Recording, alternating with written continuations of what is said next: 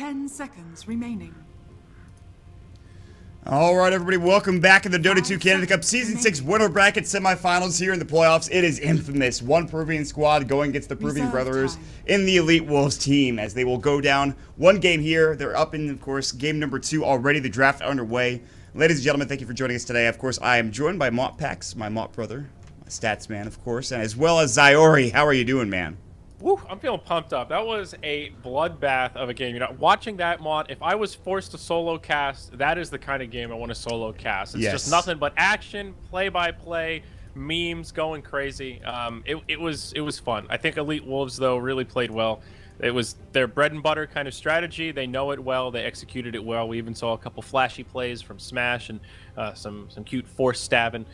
So they're going to stick to what worked. They're going to go Vengeful Spirit Bat Rider. Same opener we saw last game. No reason to change what's not broken. And Infamous will look to a similar route here. Juggernaut and Dazzle. So both teams, they're stuck in their ways. They know what they like, and they're doing it again. Yeah, the Bat Rider picked up for Elite Wolves yet again. I don't see why not. Smash played that amazingly well. I mean, you could pick it up for Van, and he could have a great time getting him even earlier Blink Dagger. Vengeful Spirit obviously did a really good job for Masoku. I have a very good feeling that Elite Wolves will take this too. I'd like to see game number 3 because, as you mentioned, some pretty dank memes going on in that first game. There's a lot of early game team fighting, which I enjoyed, and yeah, I mean, I solo cast a lot, and there's certain games where I'm just like, kill me, and those are the 2-hour-long games where there's a Medusa on one team. That game was pretty exciting, though. However, I would prefer a 30 to 40-minute, perfectly timed game with a lot of action, a lot of fights, and an early racks potentially. But and that looks to be the case here also. You look at the Undying, picked up the Bat Rider, which we talked about as well, the Dazzle, the Juggernaut on the other side. So more early game team fights, Ira, and I am definitely okay with that for both teams. Yeah, definitely. Juggernaut on the other side of the coin. I think this fits a little bit better. Now you've got Dazzle, Jug potentially in the same lane. You're doubling your healing potential. Well, the numbers don't add up that way, but you know what I mean. You've got 2 sources of healing now. We criticized their aggro tri-lane last time for not sort of being a jack of all trades and not excelling at anything. And now this is great. They've got some flexibility if they want to go the off lane Abaddon, put him as more of a core and be really annoying. They could potentially do a Dazzle, Abaddon, Juggernaut tri-lane, which could work in the safe lane, secure his farm and pick on the off laner, or even as an aggro tri-lane. So much sustainability across those 3 and a surprising amount of damage output from Dazzle and Abaddon. You normally think of them as slightly more defensive supports, but in that laning stage, they open up so much aggressive potential for the Jug to just dive towers, utilize early phase boots to a much higher degree. So I like the way that they're changing this up a little bit to bring the fight to the mid game rather than put all their eggs in the Spectre basket. I am a bit concerned. I would normally like this Abaddon pick, especially in the offlane if there wasn't an Undying in here. I feel like Decay could be a very good counter to the Abaddon, take away a lot of his HP pool. And now on top of it, they have the Furion to rotate in as well, more than likely put in the offlane. So this is either going to be, again, a safe lane Bat Rider, which I highly doubt, or more than likely a mid lane Bat Rider for Van. Smash will play the Nature's Prophet probably in the offlane, which gives them a lot of potential to get into gank as well. I think this is a great choice. They have some good split push already now with the Nature's Prophet. They have good catch potential. They have good damage coming in from the Undying, the Vengeful Spirit. I don't know, man. I like this choice, and I think it's a very good lineup so far against Infamous. I love the Nature's Prophet here. The Nature's Prophet, an interesting choice. How are they going to lane this now? Is that like mid Bat Rider with an off-lane Nature's Prophet? Do they jungle the Prophet? What's the setup here? I think it has to be off-lane. I mean, you could still. There's a lot of things you could do here. 10 seconds. It's just I've not seen the Nature's Prophet in that like 4 position that we kind of sort of saw every once in a while when this hero was in the meta a couple of patches ago, a couple of years ago. I've only seen him in offlane recently. I guess you could put him mid or safe lane theoretically and get farm with him, but I don't know if that's the case. He just functions better as an offlane hero altogether than most heroes. Yeah, I mean, Fury in mid is a thing, kind of. I mean, it can be all right. I guess against a Dragon Knight of all heroes. Trying to think of how that matchup would go, or even Dragon Knight versus Bat Rider. I mean, I think DK can 10 seconds kind of handle the harassment of the Bat Rider, but there is some kill potential there. If he's not careful, if you get 5-6 stacks of the sticky napalm, the bat damage is really insane. I think DK, and the armor doesn't save you from that. I think DK outlanes him in terms of getting CS because Bat Rider has so low base damage, but you will potentially die if there is a rotation from Elite Wolves, like the TP and from the Furion. If you get like 5 or 6 stacks, obviously a stick charge will help. But I agree with you. There is kill potential there. Yeah, even with the Prophet global presence, a stick I feel like is not enough to just counteract the kill potential of a Bat Rider giving you a free heal and a Nature Prophet threat coming in. But we'll see. Some flexibility here. I guess this last pick will be pretty telling. I imagine they want a safe lane carry. Something along the lines of the Juggernaut. I mean, maybe the PA could be an option. Morphling? Oh, it's banned out. Just kidding. Ewo loves Morphling. They actually, if Ewo can't get Morphling, they do like to play like early game aggressive heroes like the Bristleback, which we saw last game. There's no Lone Druid, but he's played that before. He has a very wide hero pool. They're going to go for the Terrorblade, which is very popular right now. But now to counter it, they're going to go for the Earthshaker, and boy, is that hurt up against Illusions. It's kind of frightening. So I like the choice for Infamous. They have good team fight now. They kind of rounded their team fight out with the Earthshaker last pick. It is going to be a support Earthshaker and a core Abaddon, as Alejandra will be playing the Abaddons, so that's going to be pretty exciting. And it is going to be the offlane Nature's Prophet for Elite Wolves. We'll see if they put it in the offlane, if they go for like an aggressive tri-lane again for Elite Wolves or an aggressive dual lane. I don't think that'll be the case, but we will wait to see, Andrew, as we jump into the game. Yeah, so it looks like the Bat Rider will end up going mid, and like I was talking about, I think that should be pretty good for the Bat against DK in terms of hitting level 6 and starting to take over the game. If the Dragon Knight slips up and the Bat Rider kills him once in lane, then I think the Bat can really just snowball and take control of this. So cool lineup. I'm excited to see the Terrorblade. I have not casted many games or even really watched too many games where the Terrorblade has been picked up. So I'm pumped to see how he fares. What are you thinking about Terrorblade right now, Maud? Is he strong? Do you think he's going to start to become more of a prevalent pick, or is he still just this niche guy that kind of split pushes? And I mean, is there any chance he goes Radiance here, or is it going to be more of the carry like Stat? I think Stat. Yeah, Stat, like Scotty. Manta, that kind of stuff. Which is fine too. I think he's good in certain matchups. I think he's good on certain teams. You already have good team fight, good healing potential, good supports, and you have a good amount of push coming with the Furion. I think he's fine. You get a Nature's Prophet and a Terrorblade Pop Metamorphosis. You're going to take down some towers. I mean, there's tower pushing on both sides now. True. With, of course, the Decay picked up on the other side as well. He's good in team fights as well with Metamorphosis. If you could keep him alive in lane, if you could keep him from getting harassed, which again, they have some good supports to help him with that, to help him snowball out of control, which is what Terrorblade really excels at, then I think he's fine.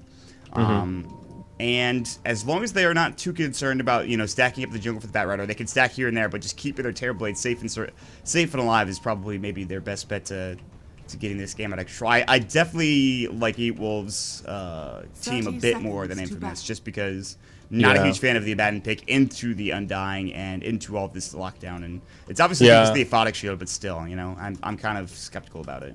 And yeah, you have to remind folks that, of course, the Aphotic Shield can cleanse the Bat Rider lasso, so there is some counter potential there. Of course, the issue with it is the range on Aphotic Shield is quite low.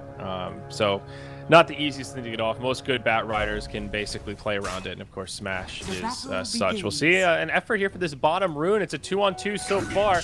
Does get picked up by the Abaddon as the rest of this skirmish breaks out. The Undying is going to stand in the front lines here. He's going to have another Decay. He'll probably drop it onto the Abaddon. This is a potential first blood here. He's got the shield. We'll be able to bring off the slow with the cleanse, but now out comes the stun. He's not going to have enough mana for another shield. Fissure breaks it up, but they may still continue to go for it. Is it going to be enough? Undying with a Decay. They need one more, though. Oh. He used his Mango there to get an Aphotic Shield off if necessary. On the other side, Ewo's going to find out Z-Talk.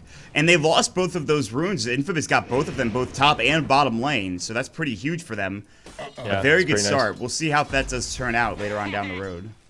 So it looks like dual lanes here for Infamous. Abaddon's going to have to head back to the well for now. And Elite Wolves will do what we've seen as the more classic 1-1-3 with 2 supports on bottom to make space for the Terrorblade. Be interesting to see how these lanes shape up. The Earthshaker is going to rotate up top for now, so maybe just moving around in this initial laning stage. Yeah, without the Earthshaker here, he won't die. Like, the Dazzle and Nature's Prophet, or Dazzle and Juggernaut are not enough. Maybe even with a Poison Touch and a Spin, that's maybe enough, but if the Fissure comes through, that's a dead smash. It does stun. There's going to be the Fissure coming out. They get the Blade Fury. Great body blocks from Parting as well, and Smash will give up first blood to the Jug, and that was what I was talking about. If you get the Fissure out, that's an easy kill. Otherwise, this lane's a bit harder. Yep, great rotation from the Earthshaker. Perfectly done. Smash is a little too far forward. If Smash had one more creep worth of experience... mid lane, are they going to rotate onto Van? No, never mind. I thought there was a commitment there. But if he was level 2, he could have TP'd out, and it would have been close, but he would have at least been able to make an effort at it. The only stun they have is the fissure. So courier snipe mid lane. In comes Z-Talk. Punches it once. Can he get it twice? Yeah, it's a dead courier. That's a bottle on the courier. That's and huge. It's down. That really hurts the Bat Rider. Though mid, he's got 6 stacks up on the Dragon Knight, and he will just about face. Not going to dive the tower here, but this is pretty crippling. We'll see if Elite Wolves rotate somebody to adjust, but Van is stuck with low regen, and he is completely out of mana. Yeah, that's pretty terrible. And he's going to find his boots. He might have to just go back home now. now.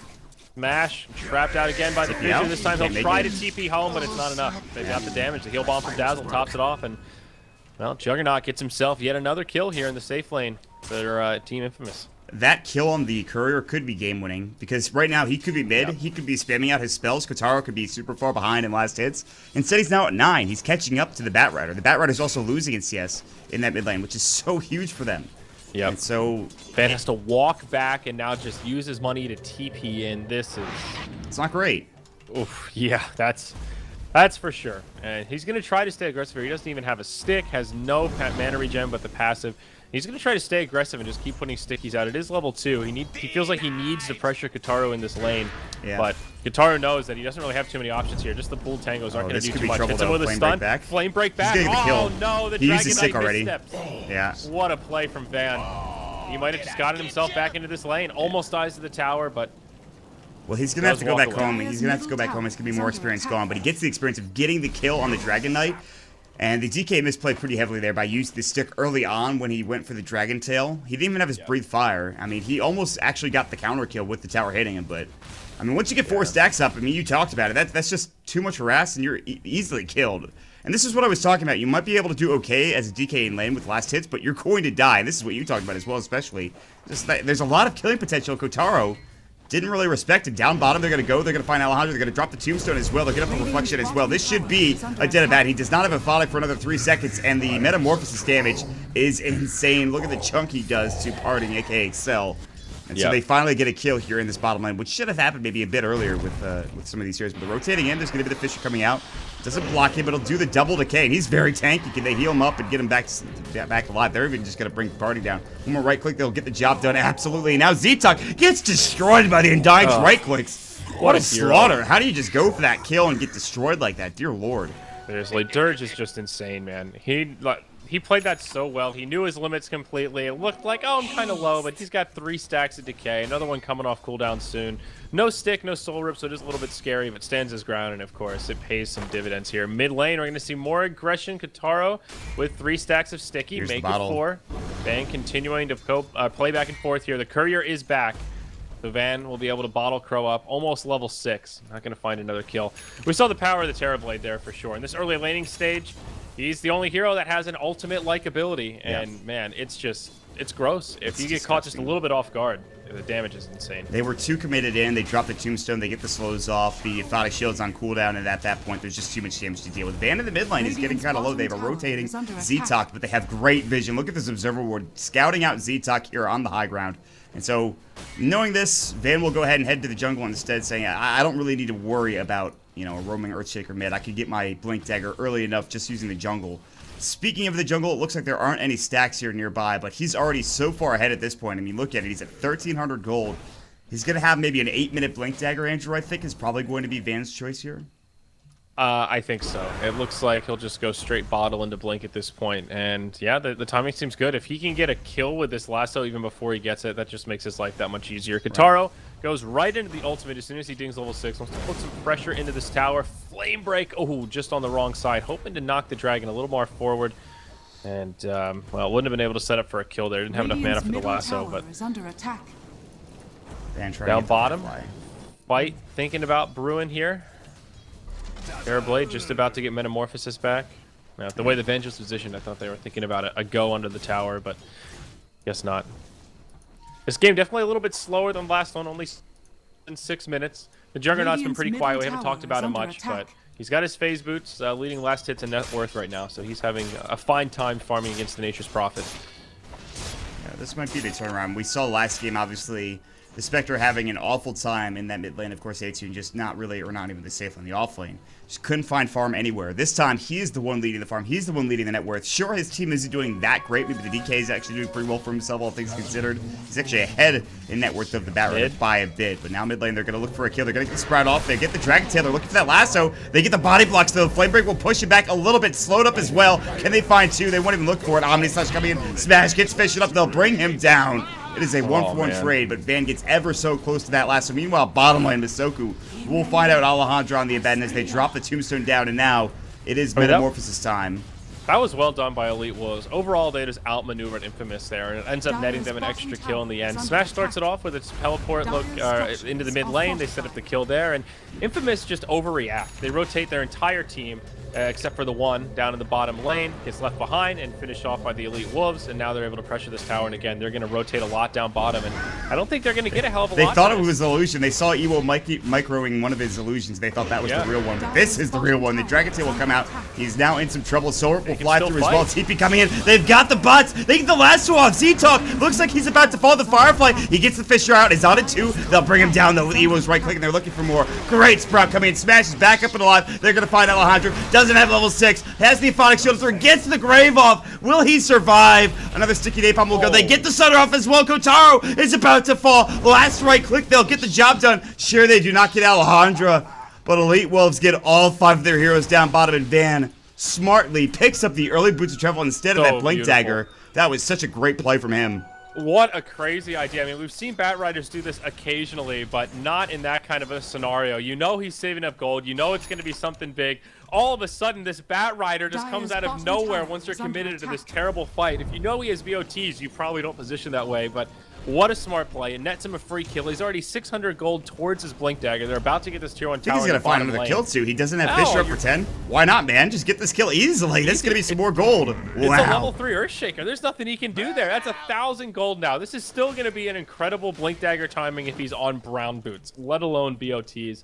This Bat Rider is just taking over the game. This is exactly what we were worried about when we talked about him going up against DK. And now there's a lot of pressure on this Juggernaut. He's still farming away. He's gone for the Perseverance, so he's just going to rush the Battle Fury, go for some farming tools. Honestly, Mod, I think it's a fine idea. He's farming so well at this point. If he can just continue to snowball a little bit, if he can pick up a couple of kills when he's forced to fight, this Juggernaut could very easily swell out the game and let Infamous start to recover. But they've got a long way to go, and a lot of it is on these supports. None of them level 6 yet. Dazzle and Abaddon both sitting at level 5, and the Earthshaker only level 3. That is starting to become a bottleneck. I mean, that Observer Ward mid, I think it helped out Van a couple of moments, and they couldn't find a kill with the Fisher because of that. That would have gotten them some extra experience with Earthshaker walking in. But meanwhile, top lane, they're looking for Diam. The A2 might get caught here.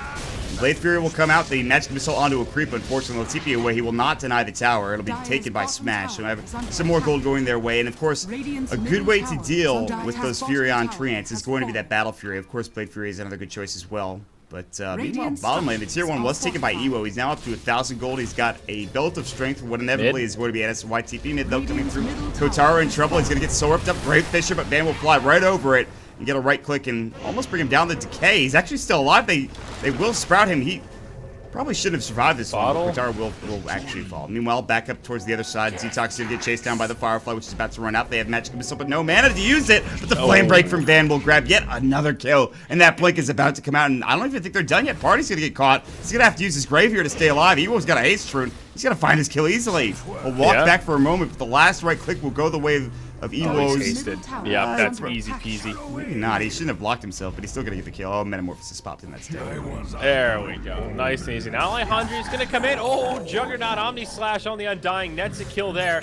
Bat Rider, Boots of Travel in. He does have a lasso. Knows the Jug ult is down, but doesn't have any backup here. So not all bad for Infamous. They end up getting 1 kill out of it, but still the Elite Wolves controlling the map here, Mod. It's about a 3,000 net worth, 1,500 experience lead, so they're still feeling pretty happily in control of this game. Vengeful Spirit, they're only one lacking the ultimate, but lo and behold, 11-minute Blink Dagger, Mod. You called it, but there was an extra item stop off there in between. That was an impressive display by Van in the mid lane. Netting himself a couple of kills, and here's going to be the Blink reveal. They'll throw up the smoke, and they are looking for a kill, and none bigger would be on the Juggernaut. We'll see if they can find him. He's farming up in the mid lane. Van is looking for that Blink lasso. Potentially Ewo's coming by as well. There was an observer ward here in the jungle. They might have seen this. I think they smoked there underneath this observer ward. Really well done coming from Impus. So they will avoid the gank. See where the position all behind the tower, even where the jug is back over here towards the secret shop. So they'll head top instead to find this kill. Kotaro, he should be backing away right now instead. He might get caught. He's looking for the TP as well. They'll blink in Kotaro. Now they're going to TP in. Smash. There's the Dragon Tail. They can't quite get the last. So Sprout will come through in a moment. They're going to flame break him back as well. The Magic Missile. That's a dead Dragon Knight. That's just unfortunate. He bought the TP, but it was on cooldown for about 8 seconds right after he picked it up. So there was really nothing he could do there aside from just back up a little bit earlier. Well, they keep the jug alive at least. I mean, the Jug's staying alive, he's farming up, and he's doing a good job. He's almost at his Battle Fury now. In fact, he's just a broadsword away, which is not that far off, but... Yeah, I guess some people could call that space creative. We'll see a rotation here to the mid lane, though. Ewo on his way. This Terrorblade, man, he wants to fight. Fight he shall. He's going to go in on Alejandro, who is now level 6, and needs to be a bit careful. There's a Sunder available. Drops it onto the Abaddon. Top tower is under attack. And that'll be the end of that little skirmish. Making some space for the top lane, though, where Smash is split pushing the tier 2. Masoku nearby will yield a TP reaction from just the Dragon Knight, who is pulling up gold, by the way. Kotaro hasn't really bought anything. It's 1,500 gold. We'll see what he goes first item. Back towards the mid lane here. There we go. Smash teleports in. Find the Abaddon. They force out his ultimate. They need a way to interrupt it, though, and they can't. He TP's home, and he will live. Meanwhile, on the backside, Van putting pressure on his Z-Talk, but does not connect with the lasso for the kill. Yeah, Blink not quite there yet. They'll take the tier 1 tower, so all the tier 1's now gone to the Elite Wolves. The early game fight just as strong as the last game, but they're not winning quite as hard as they were. They're going to find Kotaro again. They're going to get the last. They're going to bring him to the high ground. He does not have a TP scroll, and he's going to be stuck here until he dies more than likely. He needs to buy something. He dropped the bottle on the ground, and he keeps doing that kind of nice. They're going to use up the grave. They actually might fight this. She's going to come out here. Masoku has to back away. They're pretty low on Devan, and Kotaro might actually live. The Nature's Wrath will not kill him, but meanwhile, mid lane, what's happening? Yeah, again, it just feels like Elite Wolves are outmaneuvering Infamous here. The Dire team is hanging on and putting up an okay fight, but everywhere they're getting pushed and pulled from all sides, and they're moving around as this 5-man ball. And they are going to find a kill here on Smash. Maybe they can catch Ewo as well. Fissure blocks him out. Abaddon on the way in with a level 2 Curse of Avernus. That'll slow him down. Masoku on the back line, though. Maybe looking for a swap to save his good buddy. Good buyback. Sunder still on cooldown, and yes, indeed, the buyback from Smash secures the kill on the Earthshaker. They have to sacrifice their Undying off to the side. Will end up being a good exchange for Infamous overall after forcing the buyback onto the Nature's Prophet. Maybe the Juggernaut will get caught here, though. He's on the run, does have the spin. Will use it to get away. That was some missed micro from Smash. He was here, he walked up towards the tower when he was trying to micro his trance and realized that he was microing himself instead. Walked into the Jug, who just had the range to Omni Slash, and proceeded to just get it the kill. But now they're chasing after Ewo. Sunder's back up at 2. He's got the mana for it if he tread swaps. He doesn't even need to now. They almost get this tier 2 tower. It will be denied more than likely by hopefully Excel. They see this. There's no way they just let this go. But they're more concerned about getting the Jug farm, I think. That's definitely a deny, I think. Uh-oh, lasso. It's going to catch Z-Talk. They're going to drag him into no man's land. And there will be no help for the Earthshaker here. It's an easy kill. Van will get credit for that one. Blink Dagger is the only choice here for Kotaro. Does have it secured, but they find him. Bat flies overhead, and they scout him out straight away. This should be an easy kill here on the Dragon Knight as well. They have Brave, I think. They're going to get it off just in time. All right. No TP. He just doesn't have TPs, man. He needs TP scrolls like almost every time. Yeah. And now, are they going to catch Party as well anyway to interrupt it? Oh, they don't need it. They've got the damage. Undying hits him with a huge Soul Rip, which is maxed out. Interesting build. 1-4-1 Yeah, he's done this a lot before. This is something that C does a lot now. It actually is so much damage. It's magical, obviously, but it's still nuts. Pretty ridiculous. If you get a max Soul Rip when you're level 7, that's way more burst damage than people are expecting from an Undying, that's for sure. Tombstone is good, don't get me wrong, but even just level 1 Tombstone is going to be effective when you have level 4 Soul Rip, so I'm a big fan of the build. I'd maybe get an extra point into Tombstone, that's just me, but I think that this is a good choice. And I mean, we can't really argue with the way he's been playing. He's gotten a lot of kills. He's gotten a lot of assists as well going for the Undying. He's doing okay in net worth. He's just behind the offlane Undying, who has not done anything, or offlane Abaddon has not done anything this game. He doesn't have his flags yet, which is really what you want to be going for in Abaddon. This game has just been so tough for him. And that might be what wins them the game. Sure, the Nature's Prophet had to buy back, but he's a lot more farm than this Abaddon does. He's going for the Maelstrom as well, so the extra right click is going to be there. Meanwhile, Kotaro's going to sit in a Roche Pit. They actually have no vision scouting this out. There's vision up here on the high ground. In a weird spot, if you could see it, the Radiant Observer Ward. They'll smoke right on top of it. They might have seen that. They might need to back away. Masoku will break it, yeah. Yeah, that's a bummer. Masoku just rains all over their parade, and yeah, just unfortunate. Really not the best place to smoke, although I guess you don't really count on a ward being at that particular They know location. now the Nature's Wrath just came through. It is kind of an odd spot, so... Well, no serious harm done. Still a 5,000 net worth lead here for the Elite Wolves because they have been pushing, but it has come at an experience cost. This Juggernaut spending a lot of time just farming away, has the Battle Fury, now a Yasha. He is still #1 on net worth, and he is climbing. The gap is growing between him and the Bat Rider, just about to break 10k here as he clears up some Mud Golem. So I think not all hope is lost here for this dire side mod as Kotaro gets caught by a lasso mid. He smashes on his way in and have a freaking TP scroll again, and that will provide Masoku the Gem of True Sight. Van will grab up another kill. He's godlike, for God's sakes. He's got bots, blink, force stat at 17 minutes. God, was he gonna get next to freaking BKB? Answers are probably yes. And the only thing that Infamous have going for them is what you talked about, this Juggernaut climbing and steadily increasing the gap between him and the next closest person. I mean, look at the Terrorblade. He's not farmed that well. Sure, he has an S and Y, but is it even really an S and Y? I don't think he has it yet. I think he's got the Band of Evil. I think he's only got the S. Oh, no, there. Yeah, okay. That's Sang and Yang. All right, well, he's got it complete. He's doing all right. They've got a smoke now on the Earth Shaker, so it looks like Infamous will try to get a little bit aggressive here. Treant in the Roche pit, Smash keeping tabs on the big boy. Looks like E-Wolves will definitely contest if Infamous try to move into the pit here. Mech just about to come out on the Undying. Buckler and Headdress in the inventory now, 200 gold to boot, so just a recipe away. Another great team fighting item we saw the E-Wolves use to much avail in the last game.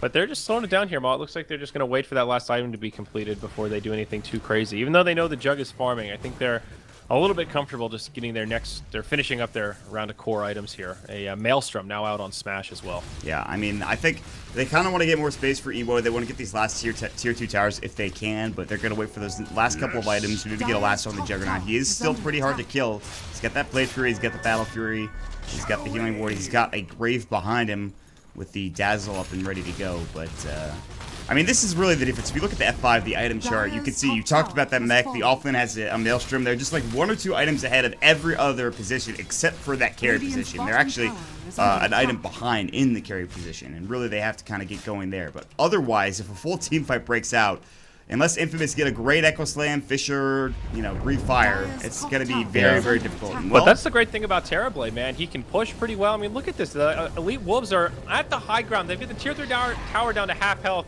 Infamous are pressuring a tier 1 down bottom, literally pressuring. They're not even committing to the push. They're probably not even going to finish off the tower. It's a 5v3 back at their base as their tier 3 takes more damage. They're going to leave the Juggernaut behind, the only one who's actually farmed enough to fight, to try and finish off the tower. Now they initiate. Abaddon gets knocked forward. He does actually maintain his ult, so nothing is lost.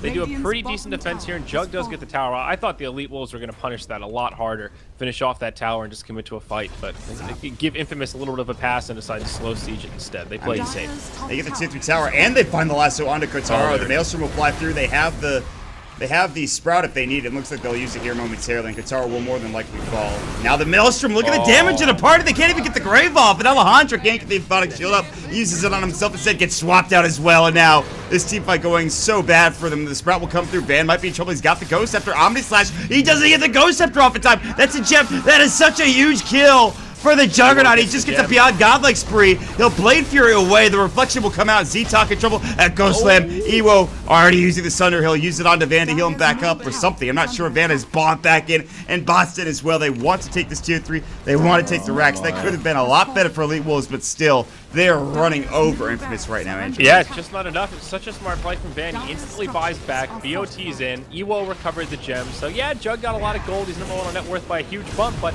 that one hero can't carry the game alone. Their other heroes are just too underfarmed. Look at the Nature's Wrath just bouncing around the supports. He'll finish off the Abaddon. The Dazzle is no choice but to just run back to the well. He's got brown boots and a magic wand, for Christ's sake. He gets hit by 2 spells, and he just crumbles. It's going to be a mid lane of Barracks down, both the range and the melee. No tier 3 in the top. The Elite Wolves are not done yet. They're rotating. and they want to finish off this second lane. The glyph's been used, and it's not coming up anytime soon. Juggernaut's ult down for 60 seconds, and that's one of their only ways that they can secure kills. Smash back in the action. Drum, Blink Dagger, Maelstrom. He's ready to right click. I mean, look at Infamous. They're running from their tier 3 to the well as quickly as they can. Masoku with an aggressive swap forward. Tombstone comes down. Infamous are just locked in their base. Meanwhile, Kataro, he didn't get the memo. He's out there trying to solo the backline. Oh, they're just falling apart here, Mott. It's going to be another quick one. Yeah, this is going to look like Elite Wolves taking a 2-0 series lead and getting the series win over Infamous. And Infamous absolutely destroyed Not today in their series against them in the quarterfinals. And right now, down 2 sets of racks. As you mentioned, the Jug cannot do it all alone, and that's what he's been trying to do this entire game. He even got the godlike spree coming out after getting the kill on Van, but Van buys back, and the threat of the Blink Dagger lasso is still there. They will lose a couple of heroes. In fact, they lose maybe 10 heroes throughout the entire fight. A 12,000 net worth advantage at 21 minutes into the game for Elite Wolves.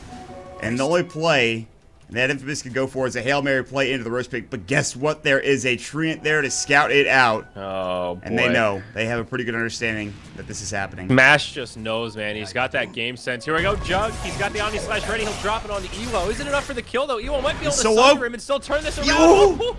He sunders an illusion, but it doesn't matter. He's back up to full health. Masoku still swaps him. Fort stack to the high ground. He's going to survive through it until the Abaddon finds it. The Dream Coil will be enough to finish him off. The Juggernaut cuts his ties and just TPs home.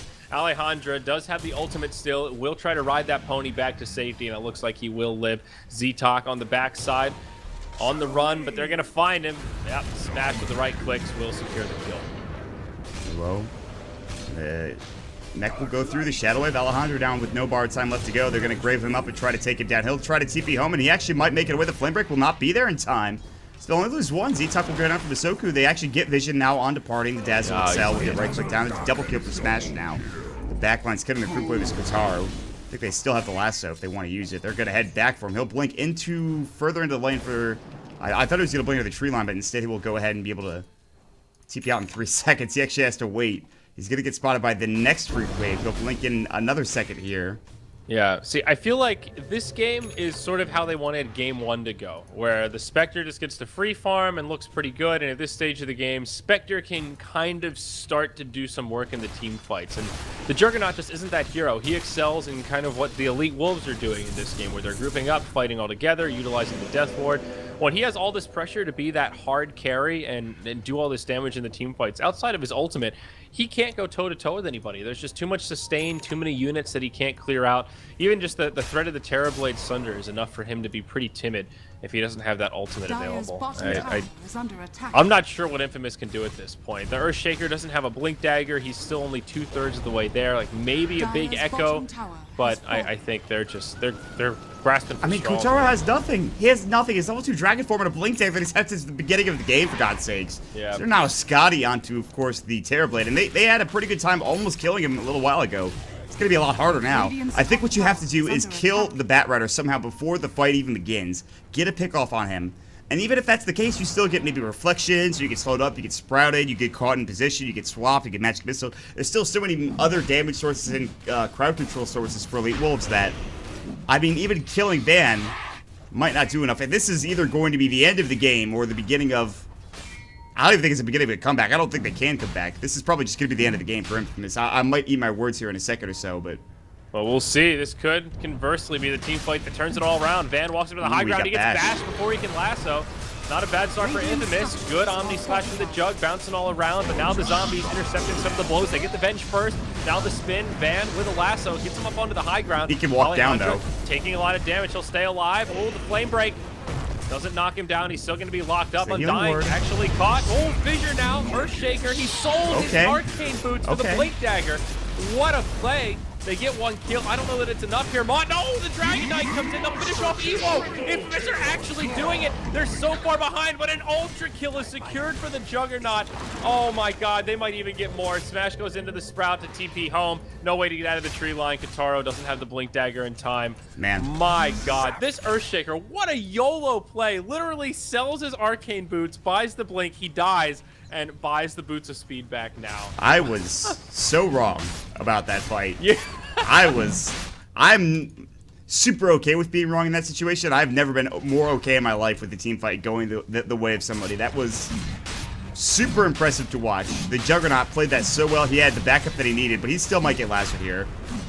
Yeah, we'll see on the high ground. And this is a high ground that you can, I think, yeah, you can't walk out of that one either. And Smash is going to come in. They're going to take this Roche. And he can only look from a while away. He's going to sit here. He's going to try to manta to the low ground. It was a good effort, but still will not be able to make it away. And he's looking at Alejandro. He's going to get blown up. He's going to be able to get right-click down. He might be able to buy back. He doesn't have bots. He can actually buy them if he decides to buy back, and I think he should. It's a little too late now, however, as they've lost the Abaddon. They're going to find Kotaro Ayama. It was a great fight, but they're going to lose Roche. They're going to lose the agency. Well, Kotaro's going to get found out. Great Fisher coming in. No Echo Slam, however. Kotaro just gets destroyed by this Mjolnir and smashes right-click, and he gets body blocked in. Did you see that? It's a freaking line of Treants just making sure he got nowhere. The bodyguard that is the Treant.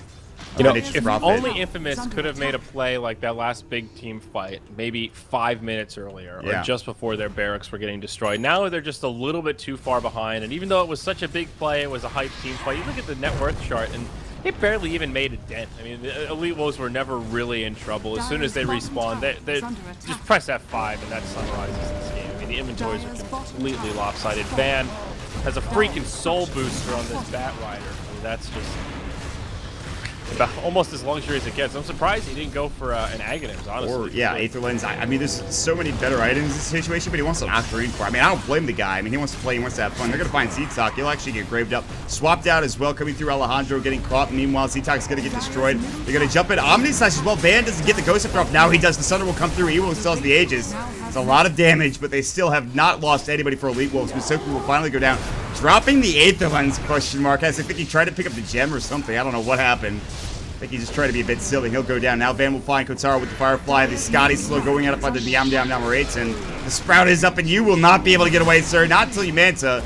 And even then, still getting just pushed into the well. And that is GG getting called. And Elite Wolves, Andrew. Yep. What an amazing series coming up from this Peruvian squad. Yeah, very impressive indeed. Fast 2-0 series. Game 1, 25 minutes. Game 2, 28 minutes. Very convincing. Clear-cut strategies, crisp execution, and just kind of taking advantage of the other team's weaknesses. Pretty good stuff, Maud, I have to admit. It's always fun to see these South American teams go head-to-head. I love reading the Twitch chat as well. The fans are die-hard. I love it. Yeah, I mean, that was a lot of fun to watch. Like, a lot of this Dota that's been played recently, NA Dota has been shifting towards more of a standard, you know, poke and prod kind of play style, a little bit more passive than what it used to be, which was a lot more aggressive. For these two teams, they run at each other until the game's over, which I definitely really enjoy. But we'll talk more about the game as we still have our post-game report to get to, and then we will head on out of here. So that is the end of the evening as far as games are concerned. Post-game report coming up just in a second here. If you did like the cast, make sure and follow us on Twitter, at MontDota for myself, at ZyoriTV for Zyori, and at MontPax for our statsman, MontPax as well. Check out moonducktv for more information on Dota Cinema Captain's Draft coming up here pretty soon. That'll be tomorrow with, of course, Sunsfan as well as Purge. Should be a lot of fun. And, of course, to watch that, you can watch it right here on twitch.tv/moonducktv as well. Give us a follow, a sub if you're feeling generous, over at moonducktv on Twitter. We will take a, I think, 2-minute break or so, and we'll jump into our post-game report. Stick around, everybody.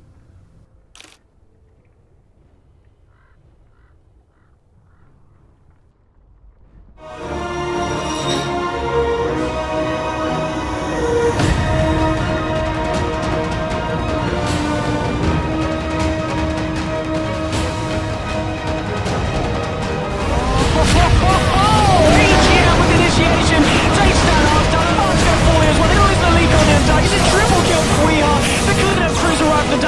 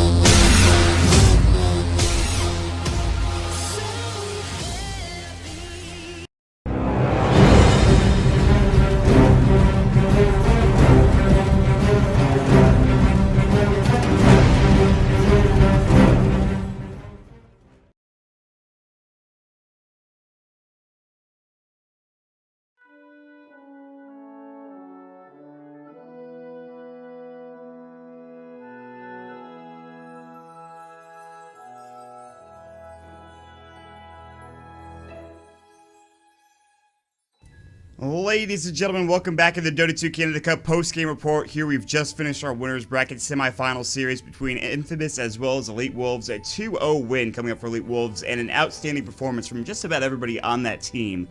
And we are here after the series. Of course, my name is Mont. Joining me today on moonducktv is Montpex as well as Zari. Trent, let's start with you. Thoughts on that game and the series overall? Let's get your take, man. Well, both games taking a pretty similar tone in the sense of, I would say, complete domination by E-Wolves. Man, they looked good. And Van En, that guy, like, unbelievable play. Like, not only because of, the numbers that we threw up there where he's, like, 8th most farm Bat Rider ever at 15 minutes, which is insane because you're talking, like, 3,000 plus games. Like, extremely popular hero. But the way that he was playing that, like, there was that one engagement at the 8-minute mark where he bought the bots, came into the fight, and then in order to try, they actually didn't end up getting the kill in the Abaddon, but you saw the Sprout come in from Smash, and then using the crevice of the terrain, he was able to get the Firefly damage inside the Sprout without breaking any trees for the Abaddon to escape. And like that, for me, like I just started watching for the rest of the game, and he was just completely unbelievable. Like, definitely the most impressive performance I think I've seen of him in a long time. Yeah, Van has been, I think, hit or miss, especially since the open qualifiers, but he's been more hit than miss recently. His Bat Rider play today was absolutely outstanding. He showed Smash how to do it in game number 2. He's like, listen, you had a great time, you died early, but I'm going to show you how to get the Spooks of Travel Blink Dagger up and ready to go. And Andrew, would Van be your MVP of that game in series as well, or would you look to somebody else? I think so. I think it's hard to argue with. It was just a really good performance. I think the DK also didn't really play the matchup particularly well. I don't think I've ever seen that matchup in the mid lane, just in a 1v1 scenario like that. There weren't really too many support rotations except for the Earthshaker moving through early on. And it seems like the Bat Riders should be somewhat favored. And that, again, just like in game 1, that's the dream start for the DK. That is a dead bottle, dead courier on the first crow back for the Bat Rider. Yeah. He has to run back to the well. That's such a bottleneck. And it's almost like that worked against the DK because he got really cocky in lane as soon as that happened.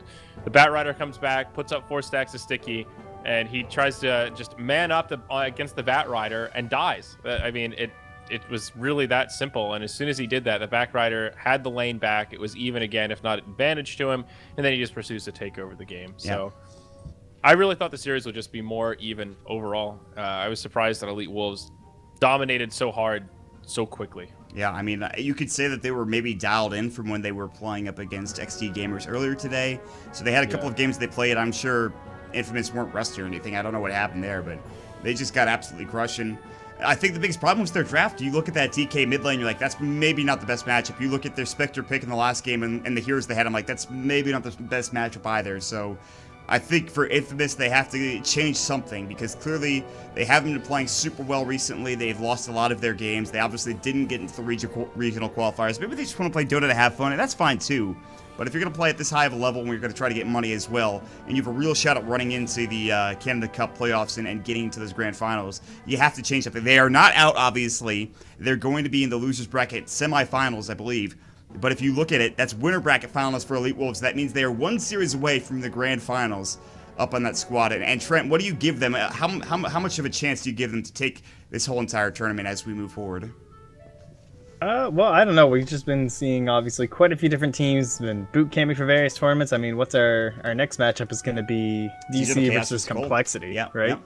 So, like, that's 2 pretty tough ones there, but they look so good. Like, you can't take it away from them. I would love to see them doing well. We all, Viva Peru and everything like that. It's always good to see a scene coming on up. I'm sure they're all fighting for a major, just like SEA managed to get a couple things headed their way. Who knows? Yeah. That was a really great PC answer, Trent. That's the dream. Great. A South American major or big tournament? God, we haven't ever had one of those. I kind of want to see that. That would be wild. Can you imagine a major in Peru? Oh my God, that would be insane. Or Brazil. I would love to go to that and see what the Peruvian fans would be like in person at a venue. I bet they would be wild. Do you imagine if Elite Wolves made like a huge playoff run? Like, oh God, how excited they would be. Insane. The national press would be there to interview Smash. Remember, Peruvian fans, you can follow me on Twitter at Mopax, as I love Peru so much. Who doesn't, man? That was good, right? Nice sellout. Thank really you. Good stuff. They're all good. That's They're the all best here. sellout. You sold out to the Peruvian fans, man. Exactly. That's pretty great. Oh, God. Any closing thoughts, Andrew or Mottpax, before we head out of here? Andrew, for you? No, I mean, Canada Cup is getting close to the end, but still some good games to come. We'll see who's going to be crowned winner of Season 6. It's been a good season so far. I always love Canada Cup. It's like that.